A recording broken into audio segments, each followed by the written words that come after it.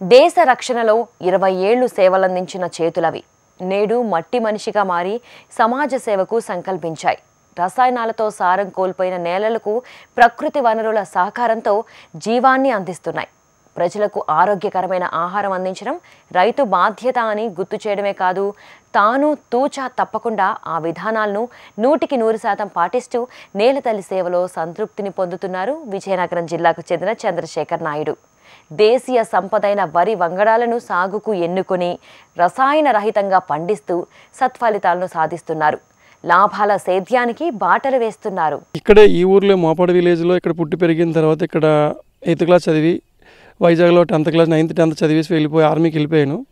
ఆర్మీలో 20 years service చేసిన తర్వాత రిటైర్ అయిపోయి నేను ఇదే విలేజ్కి వచ్చాను. ఈ విలేజ్కి వచ్చిన తర్వాత ఇక్కడ వాతావరణం అంతా వ్యవసాయ పరిస్థితులన్నీ నేను గమనించాను. నేను చిన్నప్పుడు చేసినప్పుడు వ్యవసాయం చేసే విధానానికి ఇప్పుడు చేసిన వ్యవసాయం చేసే విధానానికి చాలా వ్యత్యాసం ఉన్నది. అయితే ఈ వ్యత్యాసాన్ని నేను గమనించాను. సో దీనివల్ల ఎందుకు అలా జరుగుతుంది అనేది అది చేసేటప్పుడు చూస్తే ఇప్పుడు ప్రజెంట్ చేస్తున్న వ్యవసాయం చూస్తే అన్ని పెస్టిసైడ్స్ యూజ్ చేస్తున్నారు. యూరియా, గ్రోమోర్, డిఏపి, పెస్టిసైడ్స్ పురుగులకి అన్నిటికి కెమికల్స్ ఎక్కువ యూజ్ చేస్తున్నారు. ఆ కెమికల్స్ వల్ల మనకి అనారోగ్యం అనేది ఎక్కువ వస్తుంది. బీపీ అవనండి, షుగర్ అవనండి, క్యాన్సర్ అవనివ్వండి. సో ఇవన్నీ వస్తున్నాయి. చిన్నప్పుడు మేము చూసేటప్పుడు వ్యవసాయం చేసే ఫుడ్ వల్ల మా డాడీ కానీ మా గ్రాండ్ ఫాదర్ కానీ ఎవరు కూడా అన్హెల్త్ ఇష్యూస్ అనేవి ఎవరికి లేవు. సో ఇప్పుడు ఎందుకు ఆ విధంగా వస్తున్నదంటే ఈ ఫుడ్ పండించిన విధానంలో మార్పు రావడం వల్ల ఇవన్నీ జరుగుతున్నాయి. సో ఇవన్నీ మళ్ళీ బ్యాక్కి పాత రోజులు ఎలాగైతే చేసేవారో ఆ విధానాన్ని మనం చేసుకోవాలనే ఉద్దేశంతో నేను చెయ్యాలని ఈ 20 years తర్వాత వచ్చి ఈ ప్లానింగ్ నేను చేసుకున్నాను.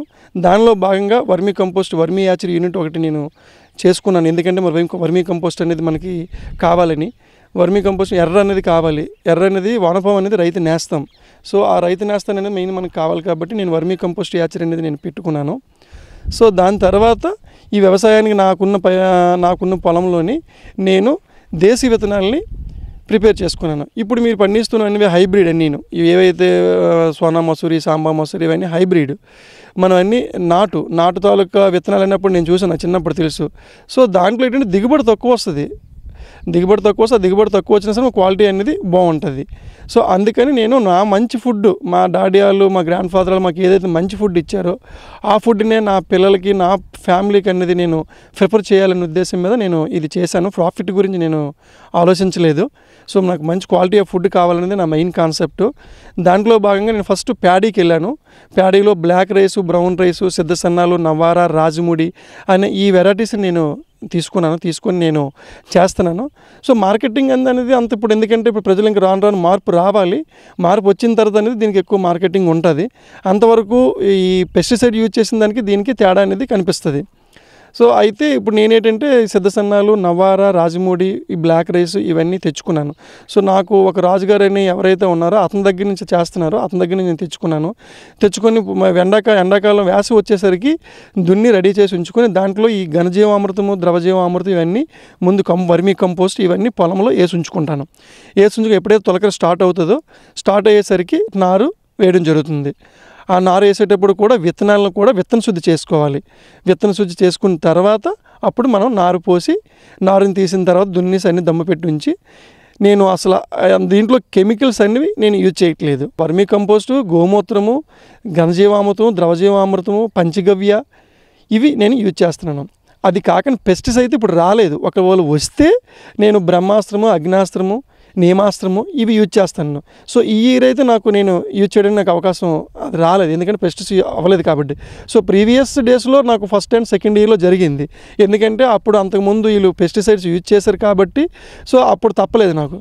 ఇప్పుడు నా పొలం అనేది డైవర్ట్ అయిపోయింది కాబట్టి నాకు ఇప్పుడు పడలేదు. సో నేను ఎందుకంటే మెయిన్ ద్రవజీవామృతం, ఘనజీవామృతం ఇవన్నీ పంచగవ్య ఇవన్నీ యూజ్ చేస్తాను కాబట్టి నాకు అవన్నీ రాలేదు. సో నా సేనును కూడా మీరు ఇప్పుడు చూడవచ్చు. ఇక్కడ నాది నవారా ఉంది, సిద్ధసన్నాలు ఉన్నాయి, రత్నచోడి ఉంది. సో నవారా అనే రైస్ నివారణ, సాంస్క్రిట్ వర్డ్లో నివారణ. అసలు ఆ రైస్ అనేవి తింటే మీకు బీపీ కానీ, షుగర్ కానీ, డయాబెటీస్ కానీ, తర్వాత క్యాన్సర్స్ కానీ ఏ ఎఫెక్టివ్ అయినా ఉండదు. సో వీటికి వాటికి చాలా డిఫరెన్స్ ఉంది. ఈ ఫుడ్ అనేది కొద్దిగా హార్డ్గా ఉంటుంది, తినేటప్పుడు కష్టంగా ఉంటుంది. కానీ అదైతే హైబ్రిడ్ యూజ్ చేసింది అయితే మీకు ఈజీగా ఉంటుంది, ఈజీ తినేవచ్చు. సో ఇది కొద్దిగా కష్టపడండి మీ హెల్త్ బాగుంటుంది. తక్కువ క్వాంటిటీ తినాలి, ఎక్కువ క్వాంటిటీ అరిగించుకోవడం కూడా కొద్దిగా కష్టమైన పనే. సో ఈ విధంగా నేను ఈ ప్రకృతి వ్యవసాయంలో ప్యాడీ రకాలైన 5 రకాలు నేను చేశాను. అది కాకుండా వెజిటేబుల్ కూడా లాస్ట్ ఇయర్ నేను వెళ్ళాను. నాకు ఎందుకంటే షార్ట్ స్కేల్లో నేను చేశాను. ఎక్కువ చేస్తే మనకి మార్కెటింగ్ ఉండాలి. మార్కెటింగ్ ఎందుకంటే దీనికి అయ్యే ఖర్చు తక్కువే, శ్రమ అనేది తక్కువే. కాకపోతే ఏంటంటే చేసే విధానంలో ఇది మనం చేసేటప్పుడు అందరూ చూసి దిగుబడి తక్కువ వస్తుంటే అందరూ చూసి మనకు ఇదనేది డిసడ్వాంటేజ్ అని ఉన్నది. కానీ దాన్ని నేను పరిగణలో తీసుకోలేదు. ఎందుకంటే మనకు మెయిన్ కాన్సెప్ట్ నా ఫుడ్ బాగుండాలి మెయిన్ కాన్సెప్ట్. ఇప్పుడు ఈ ఏదైతే పంట పండుతుందో నేను తెచ్చుకునే విత్తనాలు ZBNF జీరో బడ్జెట్ ఫార్మింగ్ మన డిస్ట్రిక్ట్ లెవెల్ ఎవరైతే ఉన్నారో మా ఆఫీసర్స్ వాళ్ళ దగ్గర నుంచి బ్లాక్ రైసు, బ్రౌన్ రైసు, సిద్ధసన్నాలు, నవారా ఇవన్నీ నేను కొన్ని రాజుగారి దగ్గర నుంచి కొన్ని తెచ్చుకున్నాను. అవి మన కేజీ బ్లాక్ రైస్ అవి 100 రూపీస్ పడుతుంది. అలాగే సిద్ధసన్నాలు కూడా సేమ్ అన్నీ మోస్ట్లీ అన్నీ 100 రూపీస్, 120, 150 ఈ రేంజ్లో తీసుకొచ్చి నేను 3 ఎకరాల దీంట్లో విస్తీర్ణంలో నేను చేస్తున్నాను. తెలుగు రాష్ట్రాల్లో అధిక మొత్తంలో సాగులో ఉన్న పంట వరి. ఈ వరి పంటనే ఎన్నుకుని రైతుల సాగుతీరులో మార్పులు తీసుకురావాలనుకున్నారు చంద్రశేఖర్. అయితే తోటి రైతుల్లా హైబ్రిడ్ రకాలను పండించాలనుకోలేదు. అంతరించిపోయే దశకు చేరిన ఆరోగ్య విలువలు కలిగిన దేశీయ వరి వంగడాలను పండిస్తున్నారు. మొదట్లో ఒక్క వరి రకంతో ప్రయోగాత్మక సాగును ప్రారంభించిన చంద్రశేఖర్ నేడు నవారా, సన్నాలు, సిద్ధ సన్నాలు, రత్నచోడి, నల్ల వరి వంగడాలను పండిస్తున్నారు. వర్మీ కంపోస్ట్, ఘన, ధవ జీవామృతాలు, పంచగవ్య, గోమూత్రాన్నే సాగులో వినియోగిస్తున్నారు. అయితే ఇప్పటి వరకు పంటకు ఎలాంటి చీడపీడలు ఆశించలేదని రైతు హర్షం వ్యక్తం చేస్తున్నారు. ఒకవేళ ఆశించినా వాటి నివారణకు సహజ ఎరువులను వినియోగిస్తున్నామన్నారు. దిగుబడి అనేది ఎకరానికి నేను ఇప్పుడు వచ్చింది అయితే 15 బస్తాలు. ఎందుకంటే నేను ఏ డిఏపీలు కానీ గ్రోమోర్లు, యూరియాలు అవన్నీ మనం వేయట్లేదు కాబట్టి ఓన్లీ వాటి మీద అవే పెరుగుతున్నాయి కాబట్టి సో గ్రోత్ అయితే మటు గ్రోత్లో తీయడానికి ఏం లేదు. మీరు చూడవచ్చు. మిగతా వాటితో కంపేర్ చేసుకుంటే చాలా హైట్ 6 feet హైట్ వస్తుంది. ఈ సిద్ధసన్నాలు అవనివ్వండి, బ్లాక్ రైస్ అవనివ్వండి, నవారా అవనివ్వండి, ఆ రత్నచోడి అవనివ్వండి, ఏవైనా సరే మీరు 6 feet హైట్ చాలా దీనికి పుష్టిగా ఉంటాయి. సో కోసేటప్పుడు కూడా మీరు చూసుకుంటే గింజ మీకు పండేస్తుంది, కానీ కర్ర అనేది పచ్చి ఉంటుంది. అంటే దాంట్లో ఉన్న బలం మనం వేసిన తాలూకు ఇవన్నీ ఓల్డెన్ డేస్లో ఏవైతే గోమూత్రము, ఈ పేడ, తర్వాత పంచగవ్య ఇవన్నీ మనం వేయడం వల్ల ఇది మనకు అనేది బాగా వాటికి పోషకాలు అనేవి అన్ని న్యూట్రియన్స్ పోషకాలు అన్నీ లభిస్తాయి. వాటికి ఆ లభించడం వల్ల మనకి బాగా ఉంటుంది. చేనులో తీయవలసిన ఇది లేదు. అలాగే దిగుబడికి వచ్చేసరికి తగ్గుతుంది. అంటే ఇప్పుడు నేను చేసిన దీన్ని బట్టి చూస్తే 15 అంటే ఎకరానికి 15 బస్తాలు వస్తే ఇట్స్ వెరీ ఎక్సలెంట్ నేను అనుకున్న దీన్ని బట్టి. నెక్స్ట్ మంచి ఫుడ్ వస్తుంది కాబట్టి సో మార్కెటింగ్ అనేది నాకు కొన్ని గ్రూప్స్ ఉన్నాయి. ఆ గ్రూప్స్లో నేను పెడతాను. ఎవరైతే దీని నిజమే కరెక్టే, నీ బాగుంది, హెల్త్ పరంగా మనం తీసుకుంటే రేపొద్దున ఫ్యూచర్ బాగుంటుంది, మనకి బయట తక్కువ రేటు మనం కొనుక్కుంటున్నాం, దానివల్ల మంచిది కాదని దానివల్ల చాలామంది డైరెక్ట్గా మా వర్మీ యాచరీకే వస్తున్నారు ఇక్కడికి. ఎవరైతే కిచెన్ గార్డెన్, టెరెక్స్ గార్డెన్ చేసుకుంటున్నారో వాళ్ళు కూడా నాకు ఈ వర్మీ కంపోస్టు, ఈ పంచగవ్య, కోకోపీట్ ఇవన్నీ కావాలని వస్తుంటారు. వాళ్ళు చూసి మీరు ఇలా పండిస్తున్నారని నా దగ్గర నుంచి వాళ్ళు తీసుకుంటున్నారు. ఒక 2 years నుంచి అయితే నా రైస్ అన్ని అలాగా ఆ విధంగా ఆ గ్రూప్ వైజ్ నేను రేట్ల ప్రకారం ఇచ్చేస్తున్నాను. సో ఇప్పటికైతే పర్వాలేదు. ఏ విధంగా పర్వాలేదంటే నేను పెట్టిన పెట్టుబడికి వచ్చిన దానికి అలాగే ఈక్వల్ అయిపోతుంది. నా సాటిస్ఫికేషన్ ఈజ్ ద ఫైన్. ఎందుకంటే మనం ఖర్చు పెడుతున్నాము, పర్వాలేదు, మంచి ఫుడ్ ఒకరికి అందిస్తున్నాము అనేది మెయిన్ నా కాన్సెప్ట్. సో దాంట్లో నేను నా సెల్ఫ్ సాటిస్ఫికేషన్ అయితే మటుకు ఉంది. ఎందుకంటే మనం మంచి ఫుడ్ తింటున్నాం, దానివల్ల ఏ సైడ్ ఎఫెక్ట్స్ ఉండవు. సో దిగుబడి విధంగా చూస్తే ఆ విధంగా వస్తుంది. సో రావడం కూడా మార్కెటింగ్ అనేది కూడా ఈ విధంగా గ్రూప్స్ ఇవన్నీ తెలిసిన వాళ్ళు ఉన్నారు. వీళ్ళందరి దగ్గర కూడా అలాగా ఆ బ్లాక్ రైస్ అవనే, బ్రౌన్ రైస్ అవనే తీసుకుంటున్నారు ఈజీగా. బ్లాక్ రైస్ అనుకోండి 150 వరకు అలా తీసుకుంటున్నారు. ఈ సిద్ధసన్నాలు అయితే 120 వరకు తీసుకుంటున్నారు. సో తీసుకొని అయితే కాకపోతే ఏంటంటే బిగ్ క్వాంటిటీ కాదు. ఎవరు 25 kgs కావాలి, 30 100 kg అలాగని లేవు. ఒక 10 kgs 15 kgs. సో ఇప్పుడిప్పుడే ఇంకా సమాజం అనేది పెస్టిసైడ్ నుంచి ఆర్గానిక్ సైడ్ వెళ్తుంది కాబట్టి ఇంకా రానున్న రోజుల్లో ఇంకా మారుతుందని, అలాగే ప్రతి ఒక్కళ్ళ హెల్త్ ఆరోగ్యం కూడా బాగుండాలి. ఈ విధంగా చేసుకుంటే అందరూ ఆరోగ్యాలు బాగుంటుందని నా ఒక అభిప్రాయం. ఆరోగ్యకరమైన ఆహారాన్ని అందరికీ అందించాలన్నదే ఈ సాగుదారు ప్రధాన లక్ష్యం. అందుకే పోషకాలు పుష్కలంగా ఉండే దేశీయ వంగడాలను సాగు చేస్తున్నారు. ప్రకృతి విధానాల వల్ల ఎకరానికి 15 బస్తాల దిగుబడి వస్తోందని, పొలం వద్దకే వచ్చి కొనుగోలుదారులు పంటను కొంటున్నారని సంతృప్తి వ్యక్తం చేశారు చంద్రశేఖర్. ఎకరాకు 20,000 వరకు ఖర్చవుతోంది. పెట్టుబడి పోను 55,000 రూపాయల వరకు ఆదాయం వస్తోందని తెలిపారు. 10 kgs అయితే మీకు సిద్ధసన్నాలు అనుకోండి సార్, 120 kg 120 రూపీస్. సో 1200 పడుతుంది 10 kgs బ్యాగ్. అలాగే బ్లాక్ రైస్ అయితే 1500 రూపీస్. సో ఎందుకంటే బ్లాక్ రైస్ అయితే ఇంకా మనకి దిగుబడి చూడడానికి అయితే బాగుంటుంది. సో ప్రజలు ఏమవుతుంది జనరల్గా బ్లాక్ బ్రౌన్ అనేసరికి అందరూ తెల్లగా చాలా లైట్గా పాలిష్ చేసి ఉంటుంది కాబట్టి తెల్లగా మెత్తగా ఉంటుంది. సో ఈ రైస్ అనేసరికి కొద్దిగా హార్డ్గా ఉంటుంది.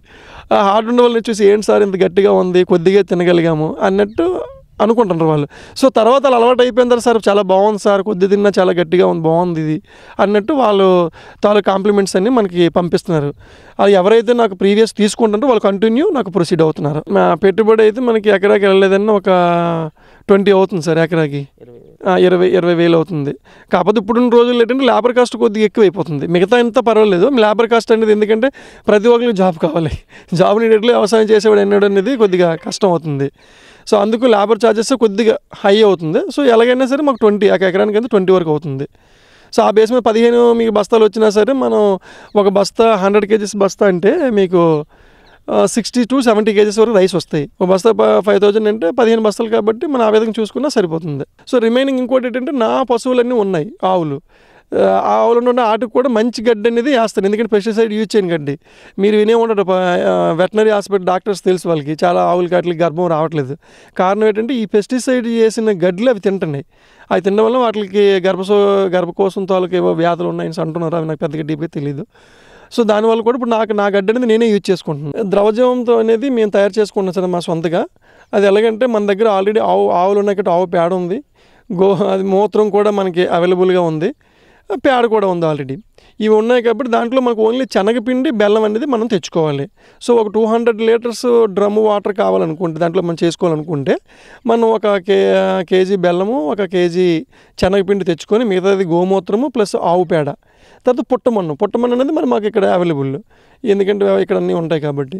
సో ఈ 5 వీటిలన్నిటిని ఒక డ్రమ్ములో వేసి మనం స్టోరేజ్ చేసుకుంటాం. స్టోరేజ్ 1 వీక్ తర్వాత వాటిని కలిపి మనం పొలంలో ఏ పొలంలో అయితే మనం వేయాలనుకుంటున్నామో ఆ పొలంలో మనం వేసేసుకుంటాం. అంటే వరి వేసేటప్పుడు అయితే మనం వాటర్ పెడతాం కదా, వాటర్ పెట్టి ఆ వాటర్లో కానీ ఒక బ్యాగ్లో పెట్టి చిన్న కన్నం పెట్టేస్తే ఆ వాటర్ ద్వారా అలాగే అందులో వెళ్ళిపోతుంది అట్లా. అదే కూరగాయలు వేసేటప్పుడు అయితే డ్రిప్కి ఇచ్చేస్తే డ్రిప్ సరిపోతుంది. ఇది కాకుండా నా వర్మీ కంపోస్ట్లో కూడా నాకు డ్రిప్ తాలూకా ట్యాంక్ ఉంది, ఆ ట్యాంక్లో ఇచ్చేస్తే వర్మీ కంపోస్ట్లో కూడా దాంట్లో కూడా ఈ ద్రవజీవామృతం అనేది అందులో కలిసిపోతుంది. దీనివల్ల పట్టుబడి అయితే పెద్దగా లేదు. మనకు ఒక ఓన్లీ బెల్లము శనగపిండి అనేది మనకి బయట నుంచి కొనుక్కొని తెచ్చుకునేది, దానికి మనకి పెద్ద కాస్ట్ ఏం కాదు. బెల్లం ఉంటే కేజీ 40-50 రూపాయలు, సో అలాగే శనగపిండి కూడా ఉంటే 70-80 రూపాయలు అంతే, దానికి పెద్ద ఇదేం కాదు. సో దాని మెటీరియల్ కాస్ట్ పరంగా అయితే తక్కువ వెళ్ళువే. అలాగే పంచగవ్య ఉంది. పంచగవ్యం మేము జనరల్గా ఏం చేస్తామంటే ఈ గుళ్ళు ఉన్నాయి కాబట్టి సోమవారాలు ఉంటాయి కాబట్టి అప్పుడు గుడిలో అన్ని అభిషేకాలు చేస్తారు. అక్కడ నెయ్యి ఉంటుంది, పాలు ఉంటుంది, కొబ్బరి నీళ్ళు ఉంటాయి, అన్నీ ఉంటాయి. ఇవన్నీ ఏం చేస్తే బయటకు వచ్చేస్తాయి. ఆ బయటకు వచ్చినట్లు అక్కడి నుంచి తెచ్చుకొని మేము మా వర్మీ యాచరీ షెడ్లో అక్కడ పెట్టుకుంటాం. దాన్ని మనం యూజ్ చేసుకుంటాం. ఇప్పుడు మా దగ్గర మామిడి తోట ఉంది, మామిడి తోటకి స్ప్రే చేసుకుంటాం. ఈ పంచగాయ వేయడం వల్ల ఏంటంటే పూర్తి బాగా వస్తుంది, కాయలు కూడా బాగా పెరుగుతాయి. సో ఆ విధంగా వాటికి అలా చేసుకుంటాం. మాకు జామ మొక్క, బొప్పాయి ఇవన్నీ ఉన్నాయి, ఆ విధంగా వాటికి స్ప్రే చేసుకుంటాం పంచగవ్య. ద్రవజీవామృతం వస్తే పొలంలో మట్టుకు మనం ఎక్కడైతే వాటర్ వెళ్తుందో వాటర్ వెళ్ళిన దగ్గర అక్కడ మనం ఒక డ్రమ్ము పెట్టుకోవచ్చు, లేదంటే ఒక బ్యాగ్ పెట్టి బ్యాగ్లో చిన్న కన్నం ఇచ్చేసి చిన్నదంటే అది లైట్గా డ్రాప్ అయ్యి వెళ్ళిపోతుంటే మొత్తం మడిలో అంతా సేన్ అంతటికి కలిసిపోతుంది అనమాట. ప్రకృతి ఎరువులను స్వయంగా తయారు చేసుకుంటున్నారు ఈ సాగుదారు. అందుకోసం 15 దేశీ ఆవులను పొలంలోనే పెంచుతున్నారు. ప్రత్యేకంగా వర్మీ కంపోస్ట్ యూనిట్ను నెలకొల్పారు. తాను తయారు చేసిన వర్మీ కంపోస్ట్ను తన అవసరాలకు వినియోగించుకోగా మిగిలిన ఎరువును తన వలె ప్రకృతి సేద్యం చేసే రైతులకు అందిస్తూ అదనపు ఆదాయం ఆర్జిస్తున్నారు చంద్రశేఖర్. మరి వర్మీ కంపోస్ట్ యూనిట్ నిర్వహణతో పాటు ప్రకృతి ఎరువులను ఏ విధంగా తయారు చేసుకుంటున్నారు, పంటకు ఏ సమయంలో ఎంత మోతాదులో అందిస్తున్నారో రైతు మాటల్లోనే తెలుసుకుందాం. నేను వ్యవసాయం చేసేటప్పుడు నాకు డెంకాడ మండలంలో ఏవో హరికృష్ణ గారని ఉండేవారు. అతను నాకు మోటివేట్ చేశారు, నీ ప్రకృతి వ్యవసాయం చేస్తాను అంటున్నాను కాబట్టి నీకు ఫస్ట్ వర్మీ కంపోస్ట్ యూనిట్ అనేది నీకు కావాలి, సో దానికి నువ్వు తీసుకుంటూ చేయిస్తే బాగుంటుంది అనేసి అంటే తను నాకు మోటివేట్ చేశారు. సో గవర్నమెంట్ తరపు నుంచి మీకు ఈ విధంగా వస్తుంది అంటే నేను 60 feet లెంత్, 40 feet విడ్త్, ఈ విధంగా దీంట్లో 4 beds, 1.5 feet depth, 2 feet width, ఈ విధంగా ఒక 4 beds మేము ఇక్కడ నిర్మించాం. అలాగే మనం దీని లోపల దాచుకోవడానికి ఒక రూమ్ కూడా, దాంట్లో షెడ్ అనేది ఒక రూమ్ అనేది ఏర్పాటు చేసుకున్నాం. యాక్చువల్లీ ఈ సైట్ అంతా నేను ఏంటంటే రీసైక్లింగ్ బిన్ టైప్లో నేను చేశాను. ఎలాగంటే నా దగ్గర ఆవులు ఉండాలి, ఆవులు అనేది ఎలాగ నాకు కావాలి, మెయిన్ గోమూత్రం కావాలి, పేడ కావాలి. సో పేడ నుంచి మనకి మిథేన్ ఉంటుంది, ఆ మిథేన్ బయోగ్యాస్లో వేస్తే ఆ గ్యాస్ ఫామ్ అయ్యి గ్యాస్ మనం వంటకి యూజ్ చేసుకుంటాం. దాని తర్వాత వచ్చి స్లావరీ తీసుకొచ్చి కంపోస్ట్లో మనం వేసేస్తాం. కంపోస్ట్లో వేయడం వల్ల మన వర్మీ కంపోస్ట్ అనేది వచ్చేస్తాయి. సో నాకు స్టార్టింగ్లో ఈ ఎర్త్వార్మ్స్ అనేది నాకు మండల అగ్రికల్చర్ ఆఫీసర్ హరికృష్ణ గారు ప్రొవైడ్ చేశారు. అతను స్టార్టింగ్లో నాకు ఇచ్చినవి వాటిని నేను అలాగే వాటిని డెవలప్ చేసుకుంటూ ఇంత పెద్దగా చేశాను వాటిని. సో నాకు యాక్చువల్ ఏంటంటే ఈ పేడ తీసుకొచ్చి అందులో స్లావరీ అండ్ బయట నుంచి ఆవుల పేడ తీసుకొచ్చి దీంట్లో వేసిన తర్వాత డ్రిప్ అనేది నేను పెట్టానండి. దీనికి ఈ డ్రిప్ అవుతూ ఉంటుంది. ఒకసారి స్టార్టింగ్లో మటు మనం వాటర్ పెట్టేసి ఒక 1 month వరకు అలాగ మార్నింగ్ ఈవినింగ్ వాటర్ పెడుతుంటే అది వెట్ అవుతుంటుంది. వెట్ అయిన తర్వాత ఎర్త్వార్మ్స్ అందులో వదిలేయాలి. వదిలేసిన తర్వాత ఏమవుతుంది, ఇంకా అలా కిందకి వెళ్ళిపోయి అలాగే గుల్లబారి అవి తినేసి పైకి వచ్చి దాని తాలూకా దీన్ని అనేది చేస్తుంది, మల విసర్జన అనేది బయటకు వచ్చి చేస్తుంది. దాన్ని అలా పోగు పెట్టి దాన్ని మనం ఎత్తేసి స్టోరేజ్ చేసి మన బ్యాగుల్లో ఉంచుకుంటాం. ఇది నాకు ఎలాగవుతుందని అంటే నాకు మనకి డీజే కోకోనట్ కంపెనీ, తర్వాత పపాయ రెడ్ సన్ను, తర్వాత జామి తైవాన్ జాము, తర్వాత మ్యాంగోసు, ఇవి కాకుండా టెరెక్స్ గార్డెన్, కిచెన్ గార్డెన్ చేసేవాళ్ళు వీళ్ళందరూ నాకు అప్రోచ్ అవుతున్నారు. నాది ఆల్రెడీ గూగుల్లో ఉంది, చెక్ చేస్తే నా లొకేషన్ షేర్ చేస్తాను. వాళ్ళు చూసుకొని వాళ్ళు యూజ్ చేసుకుంటున్నారు. సో నాకు టన్నుల్లో వెళ్ళిపోతూ ఉంటుంది. మోస్ట్లీ పెద్ద ఈ ఎకరాల కొలిది మన డీజే కోకోనట్, పపాయ, తైవాన్ జాము ఇవి వేసేవాళ్ళు అందరూ మనకి అగ్రికల్చర్ ఆఫీసర్స్ ద్వారా డిస్ట్రిక్ట్ లెవెల్లో మనకి ఇది ఉంది. వాళ్ళ ద్వారా ఏవే కంపెనీ ఉన్నాయి, కంపెనీ ద్వారా కూడా వచ్చి మన క్వాలిటీ అనేది వాళ్ళు చెక్ చేసుకుంటారు ఎలా చేస్తున్నారు అనేది. దాన్ని చేయడం వల్ల మనకి ఇది ప్రాఫిటబుల్గా నడుస్తుంది. మనకి ఎందుకంటే మన రా మెటీరియల్ అన్నీ నాకు ఇక్కడ సహజసిద్ధంగా దొరికినవి, ఎక్కడి నుంచో తెచ్చుకోవాల్సిన అవసరం లేదు. సో దానివల్ల నాకు ఏమవుతుందంటే ఇక్కడ మనకి టన్ అనేది 15,000 to 15,000 వరకు అప్రాక్స్. సో లార్జ్ స్కేల్లో 5 tons 3 tons తీసుకుంటే వాళ్ళకి ఒక 10,000 వరకు టన్స్ వైజ్ అలాగా వాళ్ళకి ప్రొవైడ్ చేస్తాం. దాంట్లో మనకి లేబర్ ఛార్జెస్ ఇవన్నీ తీసుకున్న ప్రాఫిటబుల్గా ఉంటుంది అనమాట. సో దానికి తోడు at the same time cocopeat కూడా నేను తెచ్చి ఇక్కడ పెట్టుకుంటున్నాను. కోకోపీట్ కూడా దాన్ని యాస్టీస్గా మనం డీకంపోస్ట్ అయిపోతుంది. మన దగ్గర ఎర్త్వార్మ్స్ వదిలేసిన తర్వాత డీకంపోస్ట్ అయిపోతుంది. సో దాన్ని కూడా ఎవరికి ఏ విధంగా కావాలనేది ఆ విధంగా నేను కోకోపీట్ కూడా వాళ్ళకి ప్రొవైడ్ చేయాలి. ఎందుకంటే మోస్ట్లీ టెరెక్స్ గార్డెన్ చేసిన కోకోపీట్ యూజ్ అవుతుంది. సో వాళ్ళకు కూడా మనం టెరెక్స్ గార్డెన్ చేసుకోవడానికి వాళ్ళకి అది కూడా టన్నుల కొద్దీ లేదు, టెరెక్స్ గార్డెన్ తక్కువ యూజ్ చేస్తారు కాబట్టి వాళ్ళకి తక్కువ క్వాంటిటీ 100 kgs 50 kgs ఆ విధంగా ఇస్తున్నాం. అది కూడా మనం అక్కడి నుంచి తెచ్చుకొని ఇక్కడ పెడతాం కాబట్టి అది కూడా ప్రాఫిటబుల్ 20-25 వరకు ఇస్తున్నాం వాళ్ళకు కూడా. సో అది కూడా ప్రాఫిటబుల్గా అవుతుంది. సో దీనివల్ల ఏంటంటే నా అగ్రికల్చర్కి నేను యూజ్ చేసుకుంటాను, అట్ ద సేమ్ టైం బయటకు కూడా అవుట్ ఆఫ్ సర్కిల్కి కూడా ఇస్తున్నాను. సో దీని మెయిన్ ఏంటంటే మనకి పీపుల్స్ కొద్దిగా చేంజ్ అవ్వాలి, మనం ఓల్డెన్ డేస్కి వెళ్ళి మంచి ఫార్మింగ్ చేసుకొని మంచి ఫుడ్ తినాలనేది నా కాన్సెప్ట్. అదే పీపుల్ కూడా ఆ విధంగా చెయ్యాలి మారాలి అన్నదే నా ఆశయం మెయిన్. ఇక్కడ ఏంటంటే చాలామంది రైతులు వస్తారండి, ఎందుకంటే ఇక్కడంతా చూసి ఎలా చేస్తున్నారు ఏంటనేది అని అందరూ చూస్తున్నారు. సో వాళ్ళు చూసి కాదు ప్రాఫిటబుల్ ఇక్కడ ఉన్న ప్రజెంట్ ఉన్న సిచ్యువేషన్ అంటే ప్రాఫిటబుల్, ప్రతి హ్యూమన్ ప్రాఫిటబుల్ ఆలోచిస్తారు. మనం ఇది చేస్తే ఎంత ప్రాఫిట్ మనకు వస్తుంది అనేది వాళ్ళ మెయిన్ కాన్సెప్ట్ ఉంటుంది. సో ప్రాఫిటబుల్గా ఫస్టే వెళ్ళాలంటే కష్టమైన పని. సో కొద్ది రోజులు సస్టైన్ చేయవలసి ఉంటుంది. దెన్ ఆఫ్టర్ ప్రాఫిటబుల్గా ఉంటుంది. ఇంకోటి ఏంటంటే నా విలేజ్లో ఉన్న ఫార్మర్స్ కన్నా అవుట్ ఆఫ్లో ఉన్న వాళ్ళు ఎక్కువ. చాలామంది అవుట్ ఆఫ్ వాళ్ళు ఎక్కడెక్కడి నుంచో వస్తుంటారు, చూస్తుంటారు, వాళ్ళ గైడెన్స్ అడుగుతారు. నేను గైడెన్స్ వాళ్ళకి చెప్తాను ఎల్లవేళలా. ఈవెన్ ఫోన్ కాంటాక్ట్ నేను వాట్సాప్ కావాలండి, ఏ విధంగా అయినా సరే వాళ్ళకి మద్దతు అనేది నేను సహాయం అనేది చేస్తాను, ఎక్స్ప్లెయిన్ చేస్తాను మీదని ప్రాబ్లం వచ్చినా సరే. సో మా విలేజ్ కన్నా అవుట్ ఆఫ్ దే ఎక్కువ నాకు, మా విలేజ్ కన్నా. అయితే కొంతమంది ఇప్పుడు మారుతున్నారు, టైం పడుతుంది, టైం తీసుకుంటుంది. చూశారుగా జవాన్ చంద్రశేఖర్ నాయుడు చేస్తున్న ప్రకృతి సాగు పద్ధతులను. మరో ఎపిసోడ్లో మరో రైతు విజయగాథతో మళ్ళీ కలుద్దాం. మరి ఈ రోజు ప్రసారమైన కార్యక్రమంతో పాటు సాగుదారులకు ఉపయోగపడే సేద్య సమాచారం, అభ్యుదయ రైతుల అనుభవాల కోసం HM TV అగ్రి యూట్యూబ్ ఛానల్ని సబ్స్క్రైబ్ చేసుకోండి. ఇది ఇవాల్టి నేల తల్లి కార్యక్రమం. నమస్తే.